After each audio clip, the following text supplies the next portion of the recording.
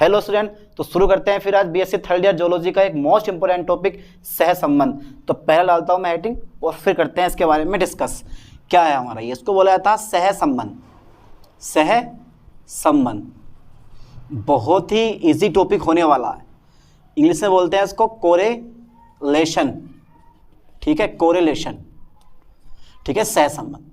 तो सहसंबंध के बारे में अगर मैं बात करूं तो सबसे पहले एक पॉइंट इसकी डेफिनेशन याद कर लो कि सहसंबंध दो वस्तुओं के बीच संबंध दर्शाता। ठीक है, किसके बीच? दो वस्तुओं के बीच संबंध दर्शाता। फॉर एग्जांपल देखो, अगर मैंने एक वॉच ली है, सबसे पहले मैंने एक वॉच बना दी है। ठीक है, अब इस वॉच में मैंने सिर्फ दो ही सुई ली है। ठीक है, अब मैंने एक वॉच बना दी। अब इसके देखो कीमत मान ली मैंने कितने रुपए? 200 रुपये। ठीक है, अब जब कीमत 200 रुपये है तो उसकी डिमांड ज़्यादा होगी। कीमत कितनी है? 200 रुपये। डिमांड कैसी होगी? ज़्यादा होगी। वैसे भी जब आप लोग दुकान पर जाते हो तो अधिकांश घड़ी जब खरीदते हो गिफ्ट करने के लिए तो 200 रुपीज़ या 250 के आसपास में ही खरीदते हो। जब आपको कोई गिफ्ट करता है तो भी वो इसी के आसपास की, इसी के रेंज के आसपास में वो आपको क्या करता है? गिफ्ट करता है। हमें भी बहुत सारी घड़ियाँ मिली, हमने भी बहुत सारी घड़ियाँ दी। रेंज क्या थी? 200 रुपीज़ थी। अगर इससे ज़्यादा रेंज बढ़ा दी आपने, कितनी कर दी? अगर मान लो मैंने 500 इसकी रेंज कर दी तो उसकी डिमांड क्या हो जाएगी? कम हो जाएगी। तो सहसंबंध यहाँ पे क्या शो कर रहा है? सहसंबंध शो कर रहा है इसकी कीमत और डिमांड के बीच संबंध। और यही क्या होता है हमारे पास? सहसंबंध होता है। अगर आपने कीमत बढ़ा दी तो डिमांड कैसी हो जाएगी? इसकी कम हो जाएगी। यानी कि दो चरों के बीच संबंध दर्शाता है कौन? सहसंबंध। या दो वस्तुओं के बीच संबंध दर्शाता है कौन? सहसंबंध। तो सहसंबंध क्या होता है? दो चरों के बीच संबंध की माप को हम क्या बोलते हैं? सहसंबंध कहते हैं। ध्यान देना इस लाइन पर, दो चरों के बीच, दो चरों मतलब वेरिएबल्स जिनका मान लगातार बदलता रहता है। बोला ना मैंने कि अगर आपने 500 रुपीज़ कर दी तो डिमांड कैसी हो जाएगी? इसकी कम हो जाती है। तो दो चरों के बीच संबंध की माप को हम क्या बोलते हैं? संबंध की माप को सहसंबंध कहते हैं। कितना इजी टॉपिक है, सहसंबंध कहते हैं। सहसंबंध कहते हैं। ठीक है सर, ये तो बहुत इजी टॉपिक है, समझ में भी आ गया। अब ये शो क्या करता है आपको? दो चरों के बीच संबंध की माप को सहसंबंध कहते हैं। यानी कि सहसंबंध बताता है कि दो चरों के बीच किस तरह संबंधित है, यानी कि दो चर आपस में किस तरह संबंधित हैं। यानी कि सहसंबंध बताता है, सहसंबंध बताता है। देखो एक एग्जांपल से बिल्कुल क्लियर हो जाता है। सहसंबंध बताता है कि दो चर मतलब वेरिएबल, दो चर आपस में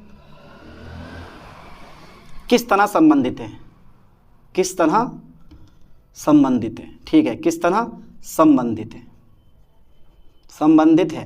कितनी जी परिभाषा, या इसकी एक डेफिनेशन और आती है कि सहसंबंध वह माप होता है, सहसंबंध वह माप होता है जिसकी सहायता से दो या दो से अधिक वेरिएबल्स या फिर दो या दो से अधिक चरों के बीच, ठीक है, संबंध का अध्ययन किया जाता है। ये परिभाषा भी लिख दूं?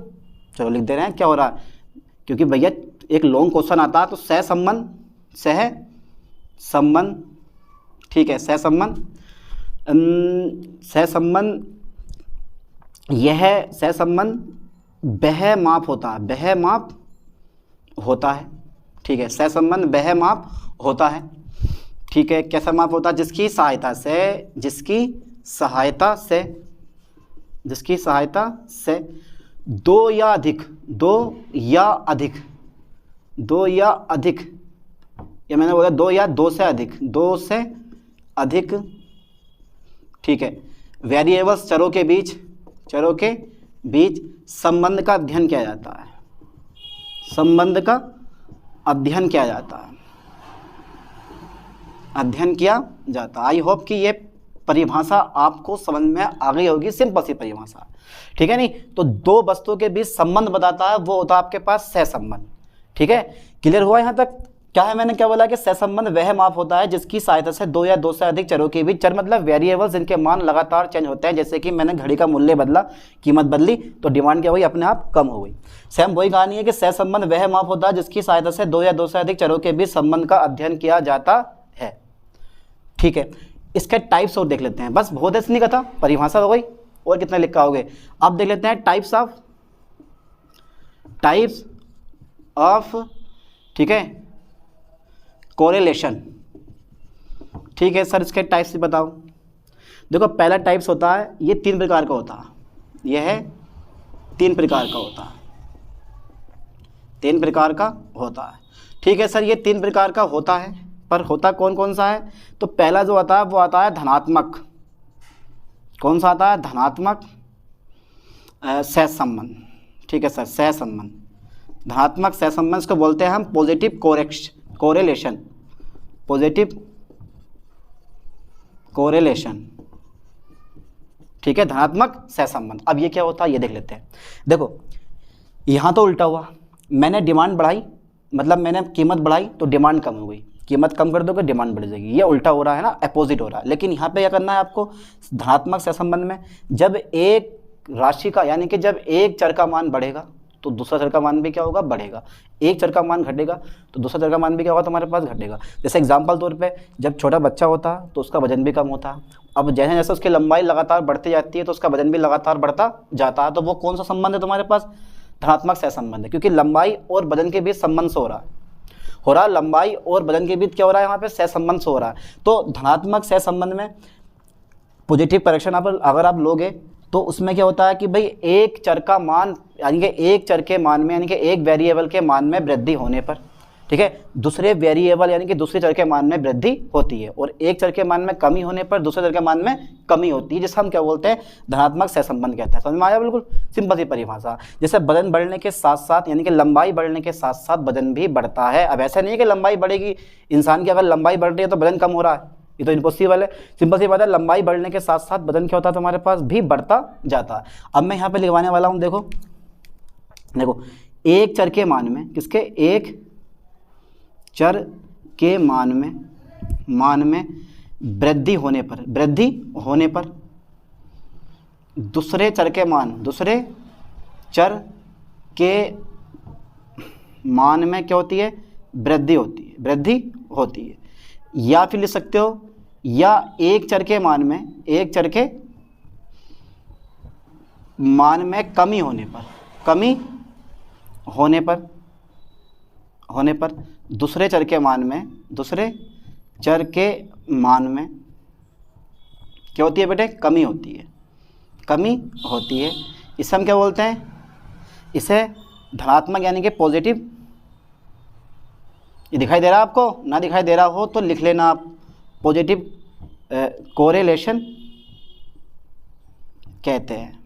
ठीक है, पॉजिटिव कोरिलेशन कहते हैं। एग्जाम्पल लिख दे रहा हूँ मैं इसका, एग्जाम्पल समझ में आ जाएगा आपके क्लियर बिल्कुल। इसे कर देते हैं इरेज, क्योंकि इसका अब यूज़ नहीं हो रहा। देखो जरा ध्यान से, एग्जाम्पल मैं लिख रहा हूँ बेटे। इसका क्या एग्जाम्पल रहेगा मेरे पास? एग्जाम्पल बड़ा छोटा सा, वही कि लंबाई बढ़ने के साथ साथ, किसी इंसान की लंबाई बढ़ने के साथ साथ, किसी ह्यूमन की, ठीक है, लंबाई बढ़ने के साथ साथ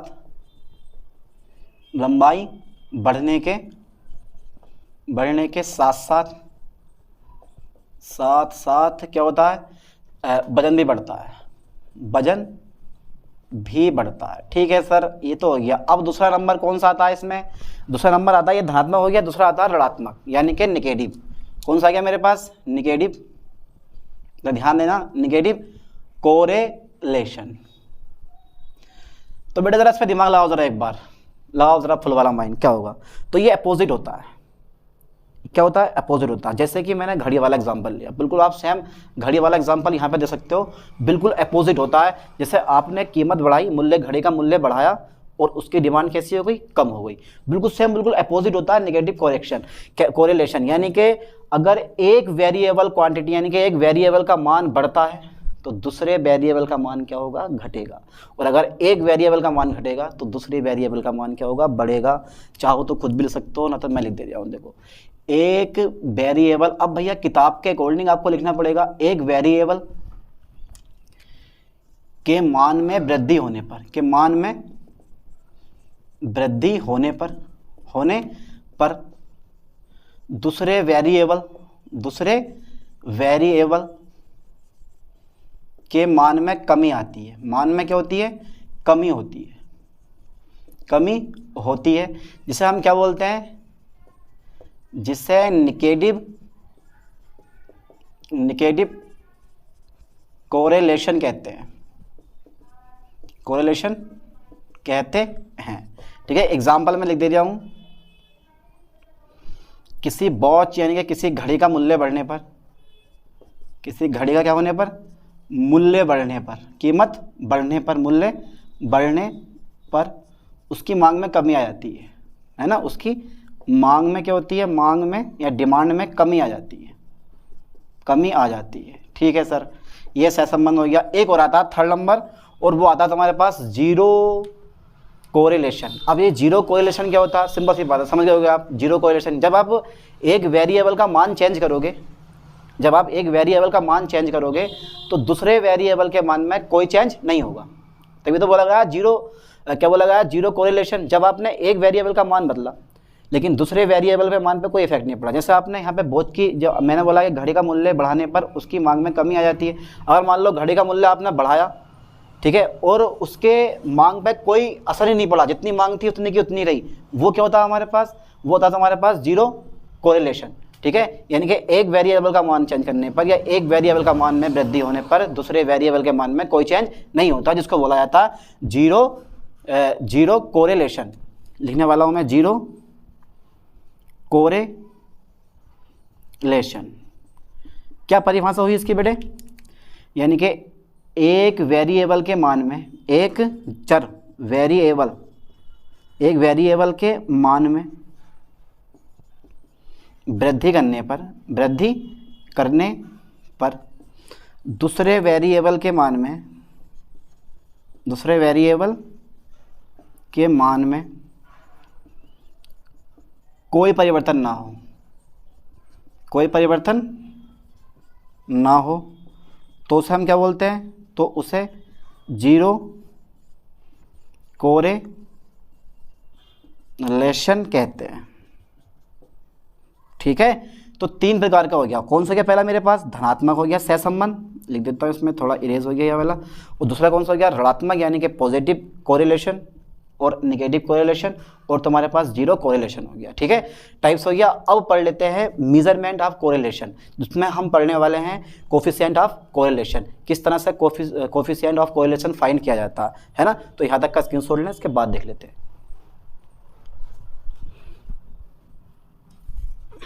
ठीक है, तो डाल देता हूँ मैं हेडिंग मेजरमेंट ऑफ कोरिलेशन। तो देखो, मेजरमेंट की स्पेलिंग याद है, मेजरमेंट ऑफ कोरिलेशन, कोरिलेशन। ठीक है, चलो कैसे करता हूँ, मेजरमेंट ऑफ कोरिलेशन।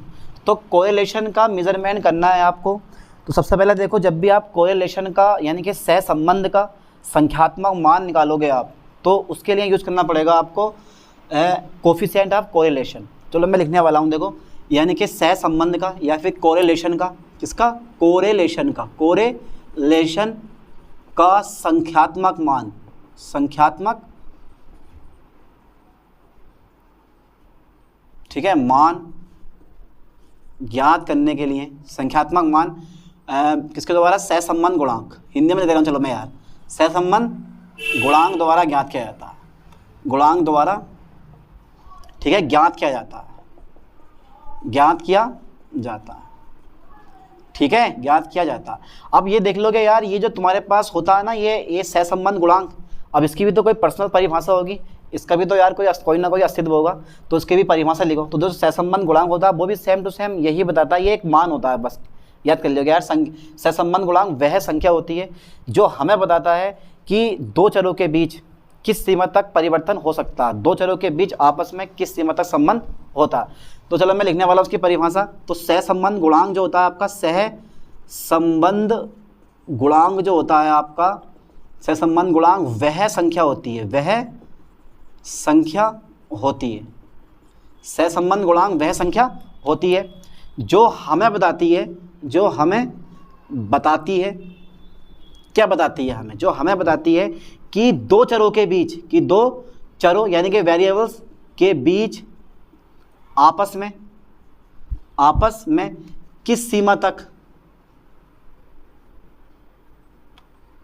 दो चर यानी क्या है, दो चर आपस में, दो चर आपस में किस सीमा तक संबंधित है, किस सीमा तक क्या है, संबंधित है,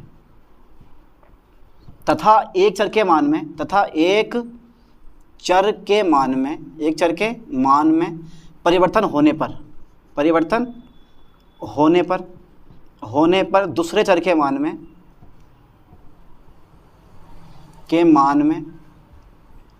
दूसरे चर के मान में किस सीमा तक परिवर्तन होगा, किस सीमा तक क्या होगा, परिवर्तन होगा। ठीक है, देखो कितना इजी टॉपिक है।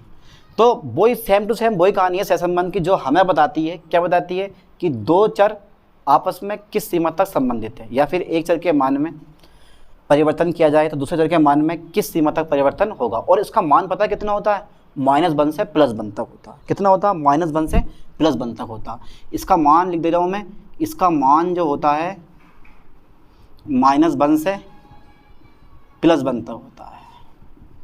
-1 से कितना होता है तुम्हारे पास, +1 तक होता है। ध्यान देना, -1 से +1 तक होता है। अब यार इतना इजी टॉपिक है और आप लोगों को समझ में नहीं आ रहा है ना, कितना इजी टॉपिक है। तो इसका जो मान होता है वो -1 से +1 तक। अब एक स्केल देख लेते हैं एक बार, कहाँ इसका मान ज़्यादा होगा, कहाँ इसका मान कम होगा। -1 पे क्या बोलते हैं, +1 पे क्या बोलते हैं। इसका मान निकालते हैं एक ग्राफ की सहायता से। बनाओ मैं ग्राफ, तो ऐसा बनता है, देखो ज़रा ध्यान देना इस ग्राफ पे। तो ये देखो ज़रा, ठीक है। तो यहाँ मेरे पास होता है -1 और यहाँ हो गया मेरे पास +1। एक चीज़ याद कर लियो, -1 पे पूर्ण ऋणात्मक होता है, ये कंप्लीट पूर्ण ऋणात्मक होता है -1 पे, ठीक है। और +1 पे ये पूर्ण धनात्मक होता है, पूर्ण धनात्मक होता है, ठीक है। आपके मॉडल पेपर में या फिर आपकी बुक में एक सारणी बना रखी है, टेबल बना रखी है। और 0 पर क्या होता है ये, अगर मैं 0 की बात करूँगा तो 0 पर होता है ये 0, यहाँ शो करता है ये 0 कोरिलेशन, ठीक है। अब इसके बाद में इधर आते हैं हम प्लस पे 0.25, चलो थोड़ा आगे बनाओ यार, बहुत बड़ी है। 0.25 प्लस में होगा, फिर 0.75 ये भी काय में होगा, प्लस में हो जाएगा। तो यहाँ जो आता है, यहाँ आता है तुम्हारे पास लो पॉजिटिव, और यहाँ होता है तुम्हारे पास मीडियम पॉजिटिव, ठीक है। और फिर यहाँ पे क्या हो गया, आपने गेस कर लिया होगा, यहाँ पे हो जाएगा हाई। कैसे हो जाएगा ये, हाई पॉजिटिव, ठीक है। यहाँ हो जाएगा हाई पॉजिटिव, हो गया। अब इसके बाद में देखो इधर को चलो, काय मांगा हम इधर को माइनस में, इधर को काय मांगे हम माइनस में आएंगे। तो ये हो गया मेरे पास लो निगेटिव, ठीक है सर। और ये कैसा हो गया तुम्हारे पास, ये हो गया मीडियम निगेटिव, और ये हो गया तुम्हारे पास हाई निगेटिव, ठीक है सर। कितना इजी, देखो कितना इजी ग्राफ है। आपको टेबल से बच गए आप लोग, इतनी बुरी टेबल है कि आपको याद करना बड़ा भारी पड़ता है, लेकिन इससे आप आराम से समझ जाओगे। 0.75 से अगर +1 के बीच में है तो वो हाई पॉजिटिव में आएगा, अगर 0.25 से 0.75 के बीच में है तो वो मीडियम पॉजिटिव में आएगा, और अगर 0 से 0.25 के बीच में तो वो लो पॉजिटिव में आएगा। और 0 पर तुम्हें पता है कि अगर एक वेरिएबल के मान आप चेंज करते हो तो दूसरे वेरिएबल के मान में कोई चेंज नहीं होने वाला है, इसलिए हो गया यहाँ पे जीरो कोरिलेशन। और ये भी क्या होता है, लो पॉजिटिव कोरिलेशन। आप नीचे कोरिलेशन भी लिख सकते हो, low positive correlation, medium positive correlation, high positive correlation. इधर को आ गया निगेटिव में, निगेटिव मतलब लो निगेटिव, तो लो निगेटिव कोरिलेशन, ऐसी मीडियम निगेटिव कोरिलेशन, ऐसे हाई निगेटिव कोरिलेशन। और +1 पे पूर्ण धनात्मक होता है, -1 पे ये पूर्ण ऋणात्मक होता है। ये ग्राफ आई होप कि आपको समझ में आ गया होगा और ढंग से इसको याद करना बढ़िया करेंगे, ठीक है। अब करते हैं हम कैलकुलेशन ऑफ किसका अध्ययन कर लेते हैं, किसका मान फाइंड कर लेते हैं, कैलकुलेशन ऑफ सहसंबंध गुणांक। किस तरह से सहसंबंध गुणांक की आप गणना कर सकते हो। तो इसके लिए मेथड आता है, देखो मैं यहाँ लिखवाने वाला हूँ, यानी कि calculation of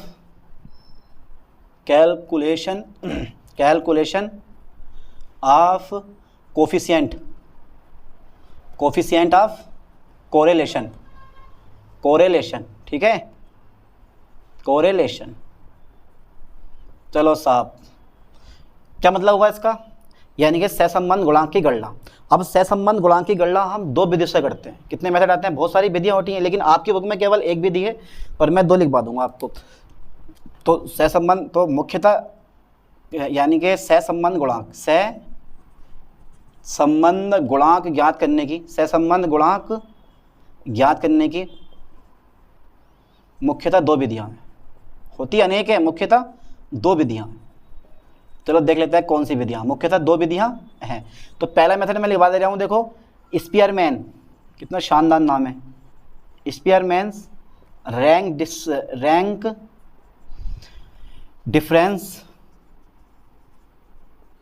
DIFFERENC, rank difference method. और दूसरा जो आता है मेरे पास वो आता है कर्ल ठीक है, कर्ल पियर्सन, ठीक है, curl Pearson product, curl Pearson product movement method, movement method, ये दो मेथड आ गए हमारे। ठीक है, अब इसमें से आपकी बुक में ओनली ये वाला मेथड दे रखा, स्पीयरमैन रैंक डिफरेंस मेथड, और हम भी यही वाला मेथड पढ़ने वाले हैं और इसी मेथड की सहायता से हम सहसंबंध गुणांक फाइंड करेंगे। ठीक है, इसी वाले मेथड की सहायता से हम सहसंबंध गुणांक फाइंड करेंगे। तो यहाँ तक का स्क्रीनशॉट लें, इसके बाद पढ़ते हैं स्पीयरमैन रैंक डिफरेंस मेथड। शुरू करते हैं फिर सहसंबंध गुणांक की गणना। उसका एक मेथड है स्पीयरमैन रैंक डिफरेंस मेथड। तो डाल देता हूं मैं पहले हेडिंग स्पीयरमैन, क्या हेडिंग है हमारा, स्पीयरमैन, ठीक है, rank difference, rank difference, DIFFERENC difference method, ठीक है, स्पीयरमैन रैंक्स डिफरेंस मेथड। तो ध्यान देना, स्पीयरमैन एक साइंटिस्ट का नाम है जिनका पूरा नाम है चार्ल्स एडवर्ड। ठीक है, तो मैं लिखने वाला हूं, देखो, तो इस मेथड का प्रतिपादन, इस मेथड,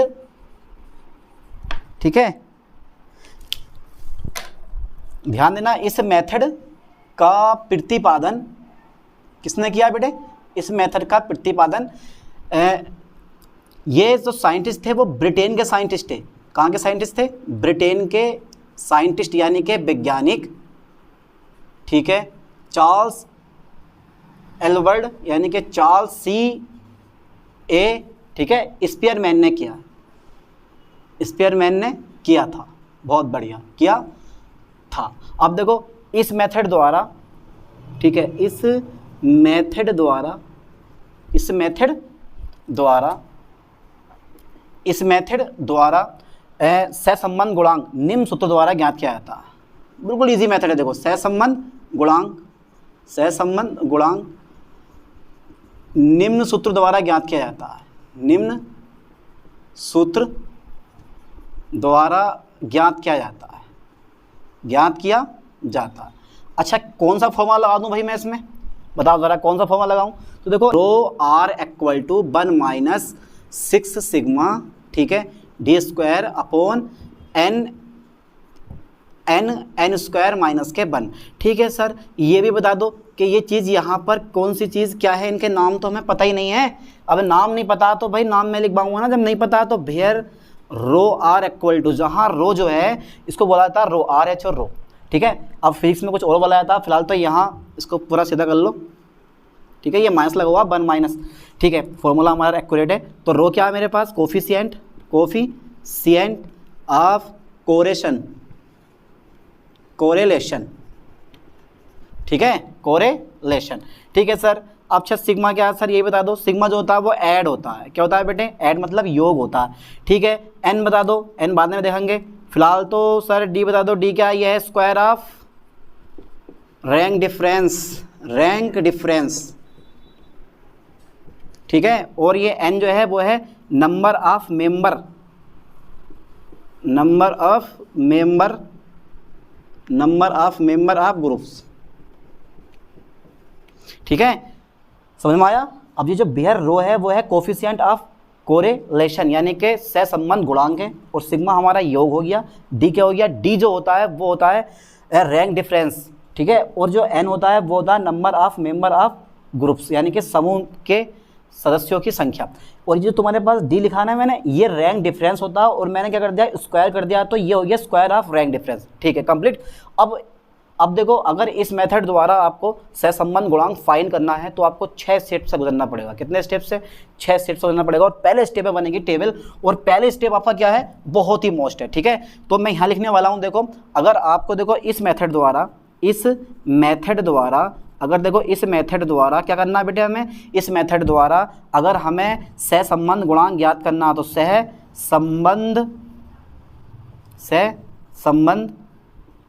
गुणांक निम्न पदों में ज्ञात किया जाता है, या निम्न स्टेप्स में ज्ञात किया जाता है, ज्ञात किया जाता है। ठीक है सर। अब वो कौन कौन से स्टेप है जिनमें ये ज्ञात किया जाता है? तो सबसे पहला स्टेप मेरे पास आता है, थोड़ा ज़रा आप ध्यान देना, स्टेप फर्स्ट पे मैं ध्यान दूंगा। जो मेरे पास स्टेप फर्स्ट होता है उसमें बनता है, देखो सर्वप्रथम एक टेबल बनाते हैं। स्टेप फर्स्ट में सर्वप्रथम क्या करते हैं हम? एक सर्वप्रथम एक टेबल बनाते हैं, टेबल बनाते हैं काय में? स्टेप फर्स्ट में। ठीक है, ये मेरे पास स्टेप फर्स्ट आ गया।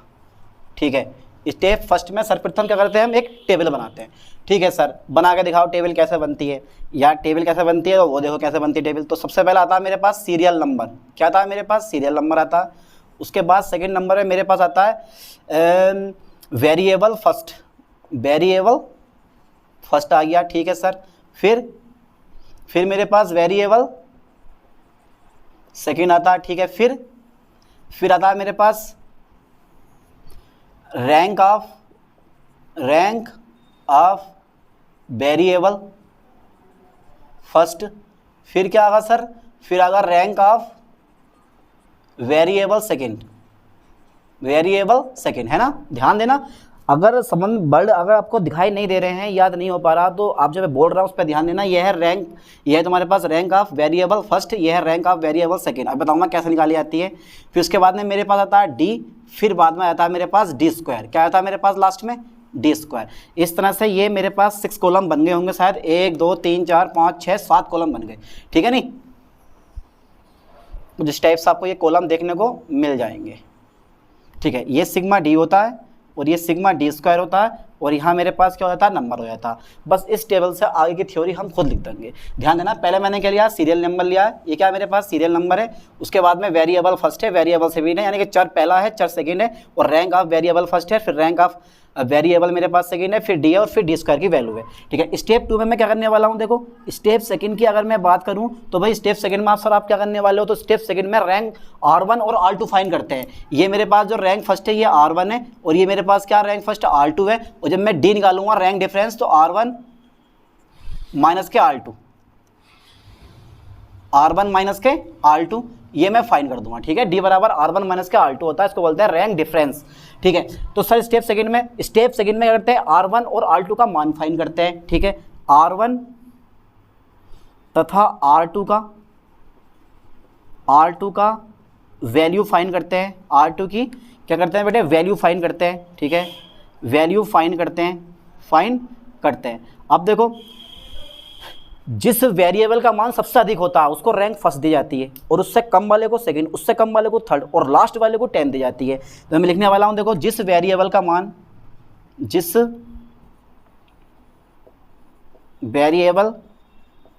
मान सबसे अधिक होता है, सबसे कैसा होता है बेटे? सबसे अधिक होता है, सबसे अधिक होता है। ठीक है, जिस वेरिएबल का मान सबसे अधिक होता है, ध्यान देना सबसे अधिक होता है, उसे रैंक फर्स्ट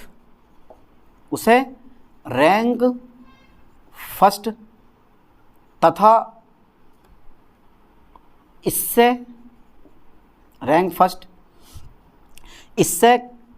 कम वैल्यू वाले वेरिएबल को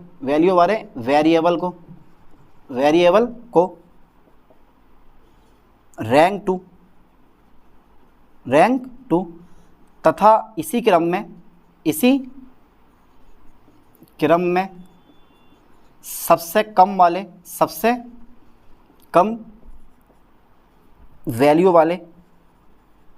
सबसे कम वैल्यू वाले ठीक है वेरिएबल को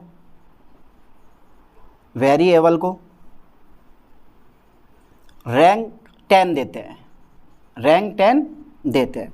ठीक है सर, ये समझ में आ गया। ठीक है, जिसकी वैल्यू सबसे ज़्यादा होती है उसको रैंक फर्स्ट दिया जाता है, उसके बाद हम घटते क्रम में यानी कि अवरोही क्रम में रैंक सेकंड, थर्ड, फोर्थ देते रहते हैं, और लास्ट वाले को 10 तक हम रैंक दे देंगे। इसके बाद में सर स्टेप बता दो ज़रा, थर्ड स्टेप कौन सा होता है? थर्ड स्टेप बड़ा ईजी होता है। उसके बाद में मेरे पास रैंक R1 R2 ज्ञात होने पर मैं निकाल लूँगा रैंक डिफरेंस यानी कि डी का मान फाइंड कर लिया जाता है। यानी कि इसके पश्चात देखो रैंक डिफरेंस ठीक है, डी का मान ज्ञात किया जाता है। रैंक डिफरेंस डी का मान ज्ञात किया जाता है। ठीक है भाई, फॉर्मूला क्या है डी का?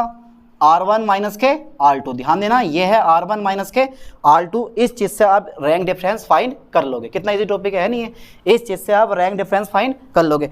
चलो मैं इसको इरेज करता हूँ, उसके बाद फिर देखते हैं क्या कहानी आती है इसमें। इसको मैं पूरी कर देता हूँ इरेज, उतार लेना, लिख लेना इसको, ठीक है। इसके बाद देखो स्टेप 4 आता है मेरे पास, ठीक है भाई। स्टेप 4 आ गया। स्टेप 4 में क्या करते हैं हम, डी स्क्वायर का मान फाइंड करते हैं, है ना, यानी कि डी का वर्ग फाइंड करते हैं, ठीक है, यानी कि डी का वर्ग या स्क्वायर निकालते हैं, स्क्वायर ज्ञात करते हैं, ठीक है भाई, स्क्वायर ज्ञात करते हैं, ठीक है सर। स्क्वायर ज्ञात कर लिया हमने, ठीक है, डी स्क्वायर का मान ज्ञात कर लिया। स्टेप 5 में देखो, स्टेप 5 में क्या करते हैं, अब इन सबको जोड़ लेते हैं, इसको भी जोड़ लेंगे और इसको भी हम क्या कर लेंगे बेटे, जोड़ लेंगे, यानी कि सिग्मा डी और सिग्मा डी स्क्वायर। कहने का मतलब यह है कि यहाँ से क्या करते हैं हम, सिग्मा डी, ठीक है, तथा सिग्मा डी स्क्वायर की वैल्यू फाइंड करते हैं, की वैल्यू फाइंड करते हैं, यानी कि ज्ञात करते हैं, ठीक है सर। ये भी ज्ञात कर लेंगे हम। आगे बताओ, ज्ञात करते हैं सिग्मा डी तथा सिग्मा डी स्क्वायर की वैल्यू फाइंड करते हैं। अब जब सिग्मा डी स्क्वायर की वैल्यू आपकी फाइंड हो गई, तो अब ऊपर जो फॉर्मूला मैंने लिखवाया है 1 minus 6 sigma d square upon N square minus के 1, उसमें रख दो डी स्क्वायर की वैल्यू और एन की वैल्यू। एन क्या होता है, एन होता है ये सीरियल नंबर, जितने भी होंगे 2 3 4 5 10 तक, तो एन का मान अधिकांश 10 ही आता है और 6 7 भी हो सकता है, ठीक है। तो सिग्मा डी स्क्वायर की वैल्यू मेरे पास कितनी आ गई, ज्ञात करते हैं, यानी कि अब स्टेप 6 आता है मेरे पास। और स्टेप 6 में मैं क्या लिखने वाला हूँ, यानी कि सिग्मा डी स्क्वायर तथा सिग्मा यानी कि एन का मान सूत्र में रखने पर, ठीक है, सहसंबंध